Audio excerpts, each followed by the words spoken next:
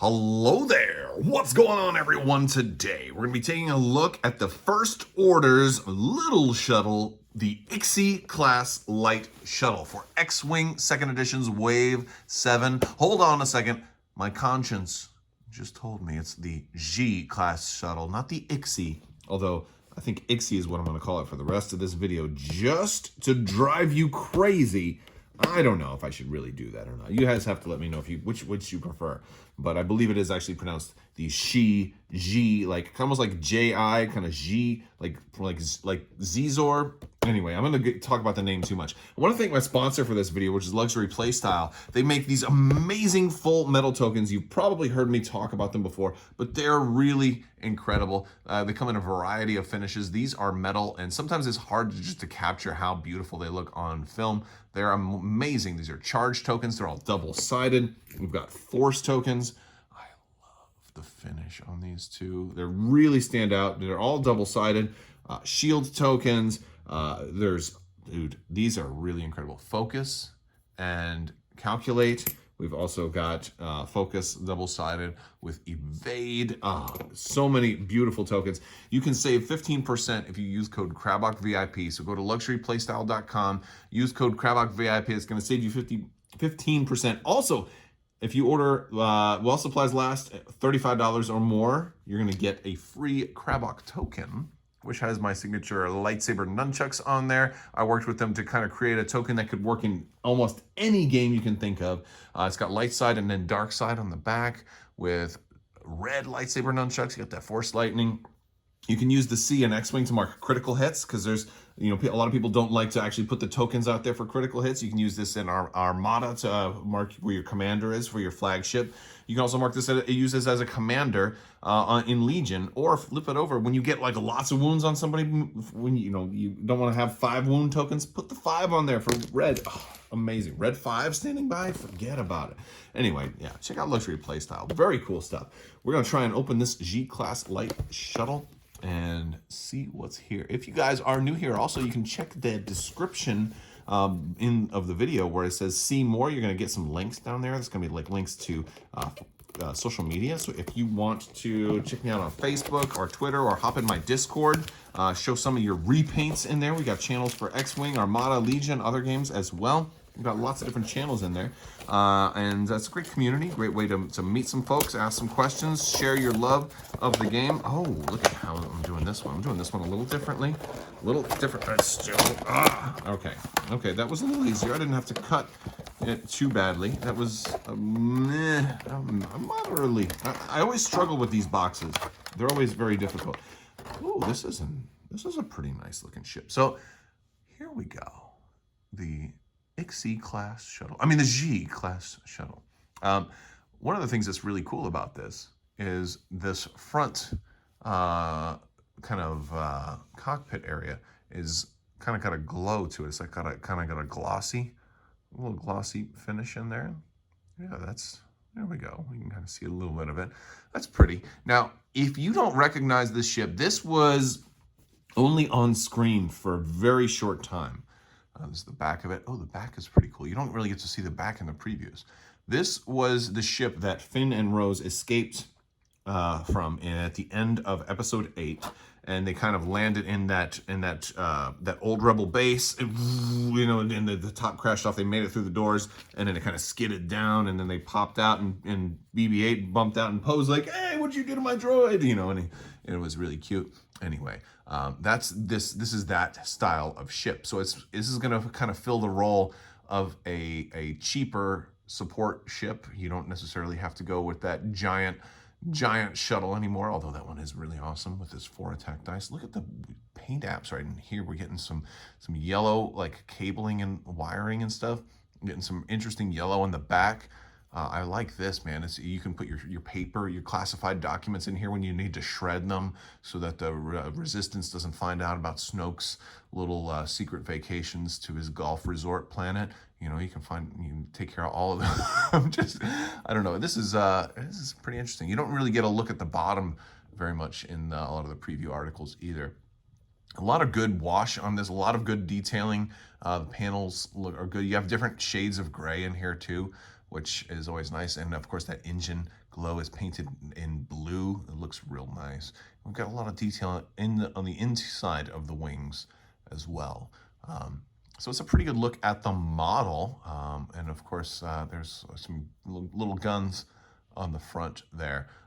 This one is just an odd design for a shuttle though, because you might look at it and think, wait, is this supposed to fly this way? This kind of looks a little bit more Star Warsy, right? Yeah, but no, it flies this way. Now this is a medium base ship, so I'm gonna check it out, put it on the base. We'll take a look at the cardboard and the cards. So we've got some of our new rules here.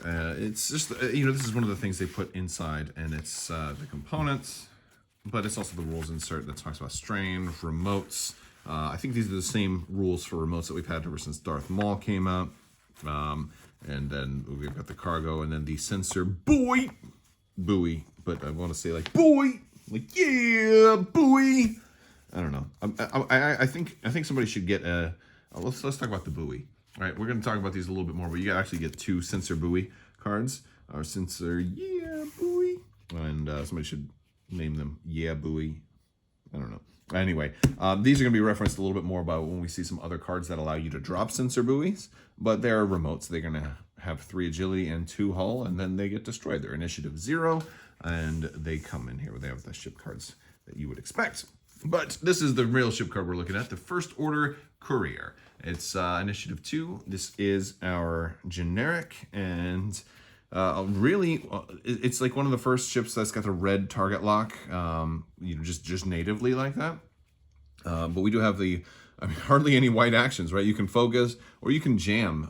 Jam is interesting. You don't see jam on a whole lot of ships, so that's cool. Also, you've got a red coordinate. Coordinate's a real nice option to be able to take. No basic ship function here.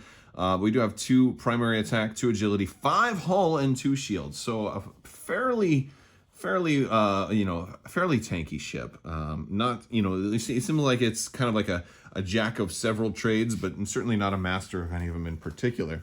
But I think one of the draws of this ship is going to be its ability to carry crew and provide support without having to have the price of a large ship. So you're going to have this cheaper support type ship. That's why I always wish that they would have all the upgrades and the points printed on these, even if they're going to change. I still would rather them do that. That was one of the things I preferred about X-Wing 1.0, because it's harder to kind of do these and talk about it when all of that stuff is not printed.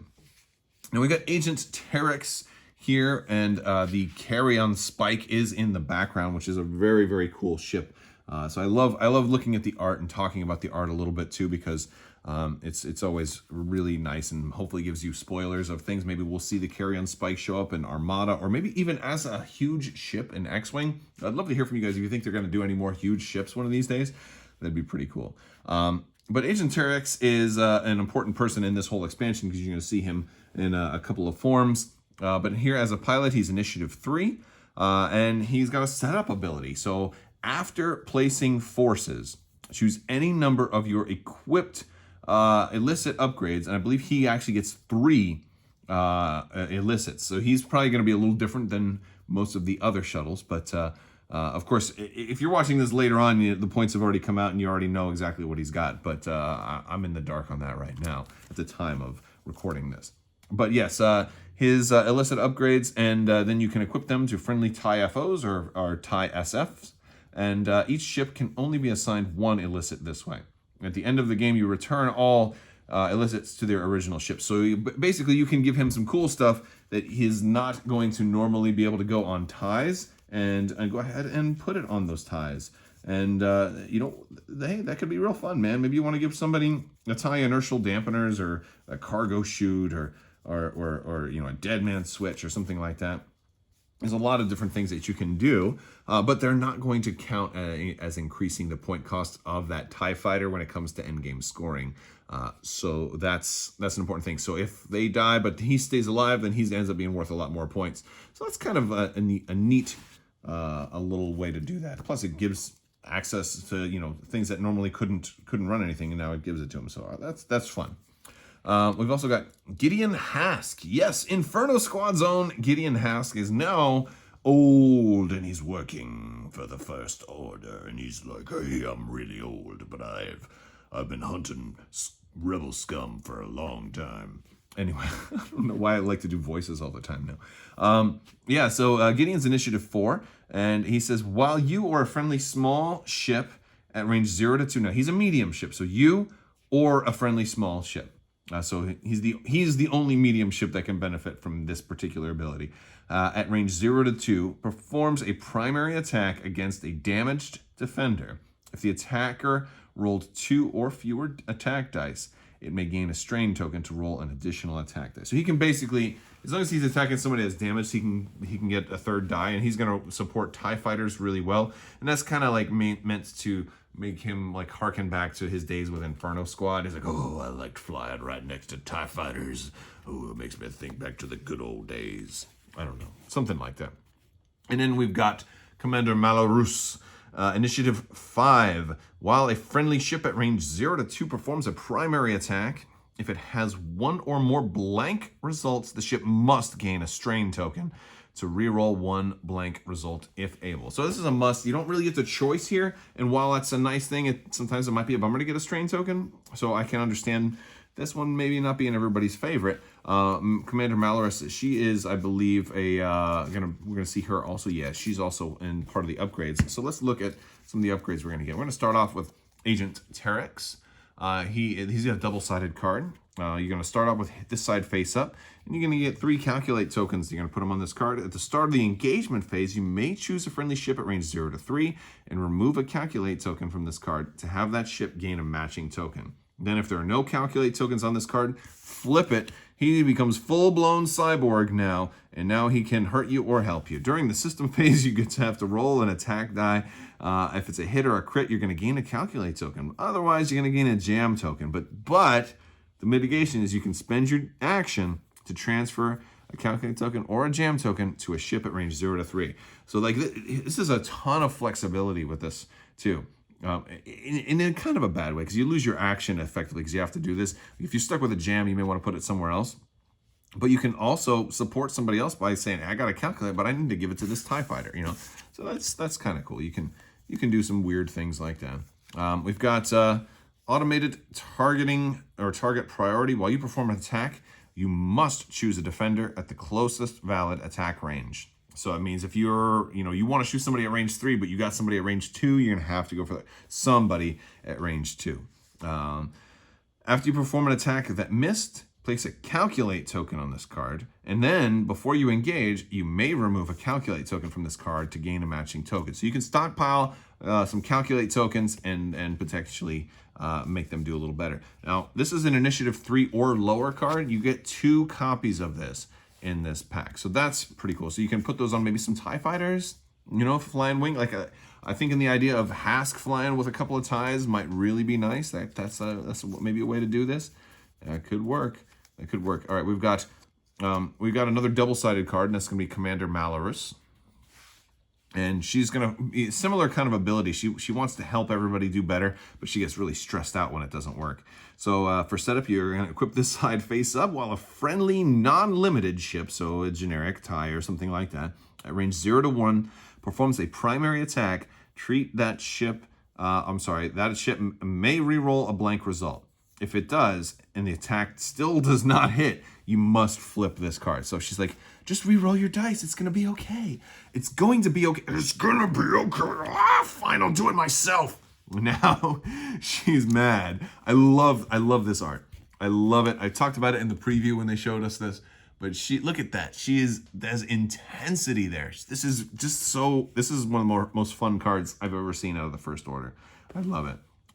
While you perform an attack, if the defender is in your bullseye, you must convert all eyeballs to hits and gain a stress token. Then if you have 2 or more stress tokens, suffer a damage. So she's like, I will show you how to hit. Boom, boom, boom, boom, boom. Just beautiful, beautiful.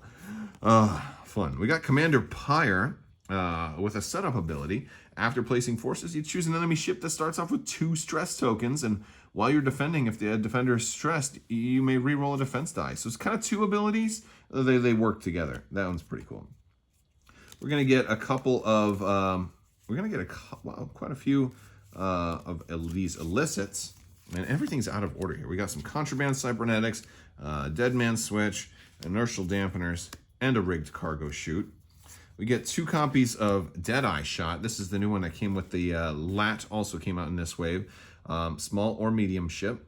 While you perform a primary attack, if the defender's in your bullseye, you may spend a hit or change a crit to a hit. If you do, the defender exposes one of its damage cards. Great for 2 attack die ships that maybe weren't going to get any damage through anyway, but they can at least flip a card.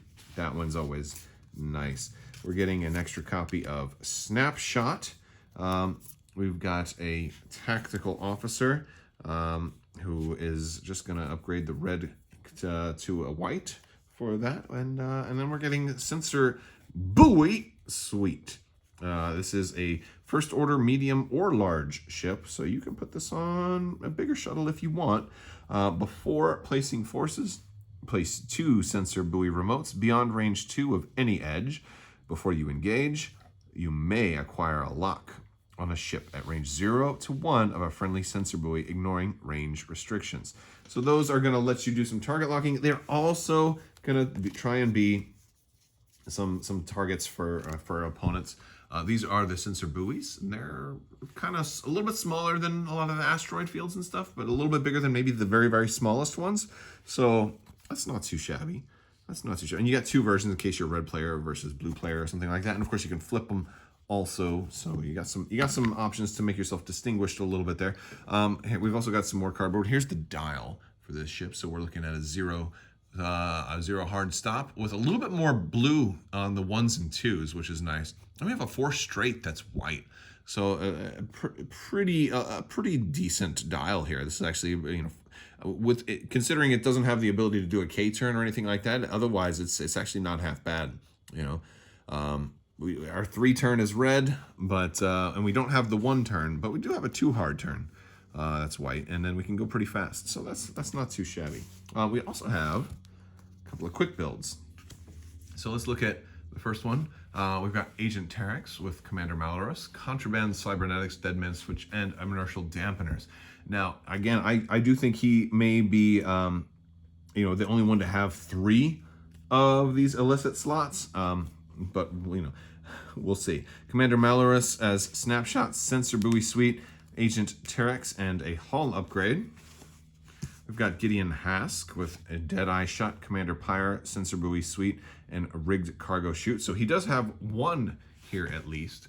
So you're able to see that, presumably Agent Terex is not the only person that'll have access to illicits at all. He just may be the only one that has 3. And then the First Order Courier, Tactical Officer, Automated Target Priority, and a Shield upgrade. And those are our quick builds. All right, you guys, that is the IXI-class light shuttle, or the G-class light shuttle, whichever you prefer. But yeah, I think it's a pretty good ship. I don't really play First Order very much, so I can't tell you how much I will really use it. But I think it seems to offer a lot for the First Order, so it's not too shabby. Not too shabby. Not the most recognizable model out there, but if you really like the sequel trilogy or really like flying First Order and we're looking for a cheaper support ship, this one might just do it for you. Let me know what you guys think. If you liked the video, go ahead and give it a thumbs up. Let me know what you think down in the comments section. Be sure to check the description for more links for social media, Discord, the merchandise shop. Help support the channel through that, or even if you want to help out on Patreon, there's certainly links for all of that. I want to thank you guys so much for watching, and as always, have a great day.